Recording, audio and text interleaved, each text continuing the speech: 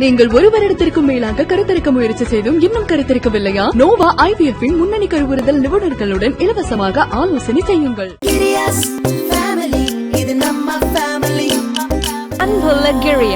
இது நம்ம ஃபேமிலி. குவி இந்தியாவின் தலை சிறந்த vernacular edtech brand, skilling everyone everywhere.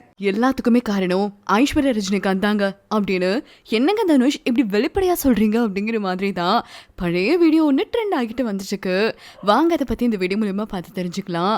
Aishwarya ரஜினிகாந்தும் actor தனுஷும் 2022 ரெண்டு பேருமே பிரியறதா ஆரம்பிச்சிருந்தாங்க. அதை தொடர்ந்து முந்தா நேத்திக்கு தான் சென்னை ஹைகோர்ட்டுக்கு வந்து குடும்ப நல நீதிமன்றத்துல எங்களுடைய திருமணம் செல்லாது அப்படின்னும் எங்க ரெண்டு பேருக்கும் அர்ஜென்ட்டா டிவோர்ஸ் தேவை அப்படிங்கிற மாதிரி தான் மனு கொடுத்திருந்தாங்க அப்படின்ற மாதிரி குறிப்பிடத்தக்கது. இதை தொடர்ந்து பழைய வீடியோஸ் எல்லாமே ட்ரெண்ட் ஆகிட்டு வந்துட்டு இருக்கு. நிறைய பேர் இந்த கப்பல் எப்படிங்க பிரிஞ்சாங்க அப்படிங்கிற மாதிரி தான் கேள்வி எழுப்பிட்டு வந்துட்டு இருக்காங்க.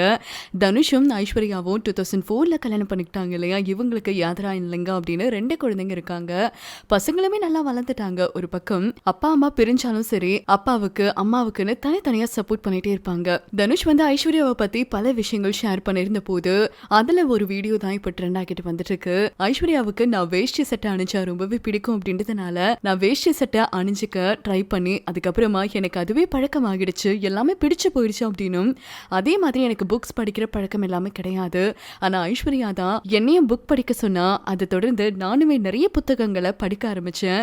எல்லாத்துக்குமே ஐஸ்வர்யா தான் காரணம் நான் இப்படி இருக்கிறதுக்கு அப்படின்ற வீடியோ தான் வைரல் ஆகிட்டு வந்துட்டு இருக்கு. அதே மாதிரி தனுஷோட ஆடுகளம் படத்துல நல்ல ஒரு கேரக்டர்ல நடிச்சவங்க தான் ஆக்ட்ரஸ் தாப்சி பானு. தாப்சி பானுவுக்கு ரீசெண்டா மேரேஜே நடந்திருக்கு. ஆனா இது ரொம்ப சீக்ரெட்டா நடந்திருந்தது இல்லையா? அதை பத்தி அவங்க ஓப்பன் அப்பே பண்ணல. ஆனா எதனால சீக்ரெட்டா மேரேஜ் பண்ண அப்படிங்கறத பத்தி ரீசெண்டா தெரிவிச்சிருந்திருக்காங்க. தாப்சி பானு பல வருஷமாவே பேட்மிண்டன் வீரர் மத்தியாஸ் போ அப்படிங்கிறவரை தான் காதலிச்சுட்டு வந்துட்டு இருந்தாங்க. ரீசெண்டா இவங்களோட கல்யாணம் கூட ஜெய்ப்பூர்ல ரகசியமா நடந்திருந்தது. அவங்களுடைய இந்த வெட்டிங் பிக்சர்ஸ் எல்லாமே பல செலிபிரிட்டி சோஷியல் மீடியால ஷேர் பண்ணிருந்தாங்க. ஆனா எதுக்காக ரகசியமா பண்ணீங்க அப்படின்னு சொல்லி கேட்ட போது என்னோட கல்யாணம் ரகசியமா செய்யணும் அப்படின்றதுனால மட்டுமே நான் செய்யல, எனக்கு பர்சனலா நெருக்கமானவங்க எல்லாருக்குமே தெரியும் என்னுடைய பர்சனல் வாழ்க்கையில மத்தவங்களை இன்வால்வ் செய்ய நான் எப்பவுமே விரும்ப மாட்டேன். ஒரு செலிபிரிட்டி திருமணம் செஞ்சுக்கிட்டா எப்படியெல்லாம் பலவிதமா பேசுவாங்க அப்படின்னு எனக்கு தெரியும். அதுக்கு நான் மனதளவுல தயாராகல. என்ன பத்தி என்ன வேணாலும் சொன்னாலும் அதை நான் ஏத்துக்குவேன். ஆனா என்னோட ஹஸ்பண்டை பத்தி ஏதாச்சும் ஒரு தப்பா பேசிட்டா அதை அவரு ஃபேஸ் பண்ற மாதிரி ஆயிடும். என்னால அவரு காயப்படக்கூடாது. அதனாலதான் என்னுடைய வெட்டிங்கை நான் பிரைவேட்டா நடத்தினேன் அப்படின்றத பத்தி ஷேர் பண்ணிருந்திருக்காங்க.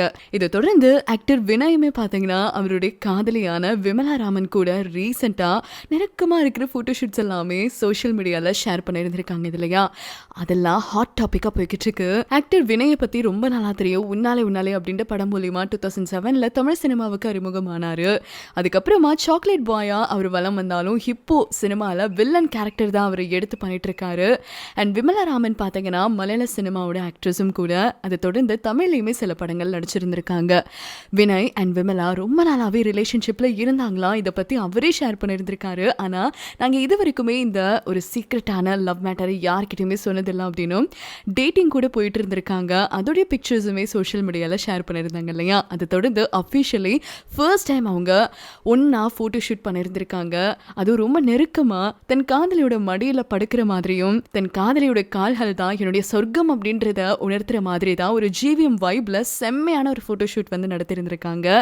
அதெல்லாமே இப்போ வைரல் ஆகிட்டு வந்துட்டு இருக்கு. கூடிய சீக்கிரமா எப்போ கல்யாணம் பண்ணிக்க போறாங்க அப்படின்றத பத்தி தெரியல. ஆனா டேட்டிங் லைஃப் ரொம்பவே சந்தோஷமா வாழ்ந்துட்டு வந்துட்டு இருக்காங்க. நீங்கள் ஒரு வருடத்திற்கும் மேலாக கருத்தரிக்க முயற்சி செய்தும் இன்னும் கருத்தரிக்கவில்லையா? நோவா IVF இன் முன்னணி கருவுறுதல் நிபுணர்களுடன் இலவசமாக ஆலோசனை செய்யுங்கள்.